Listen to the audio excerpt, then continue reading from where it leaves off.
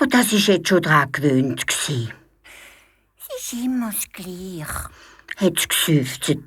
Es hat der Schlange geholfen, ihren Schwanz wieder um den Felsen wickeln und höflich Adieu gesagt.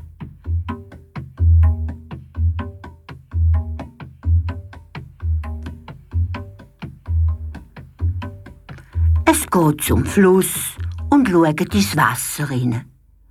Da kommt auf einmal etwas anzuschwimmen. Lang, dick, grün. So ein bisschen wie ein moosiger Baumstamm hat es ausgesehen. Nur, dass es vorne ein grosses Maul mit spitzigen Zähnen hat. Sicher habt ihr alle schon gemerkt, dass das Krokodil war.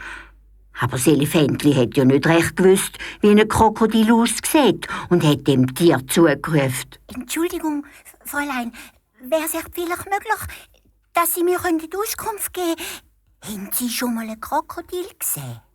Und das Krokodil hat zwinkert mit dem einen Auge und krächzt. Und so steht's nicht wissen. Mal, ich möchte schon, aber Sie dürfen mich nicht hauen. Die hauen mich nämlich immer alle. Der Onkel Pavian und der Onkel Walross und die Tante Giraffe und alle. Ich fange überall bläulen und bühlen.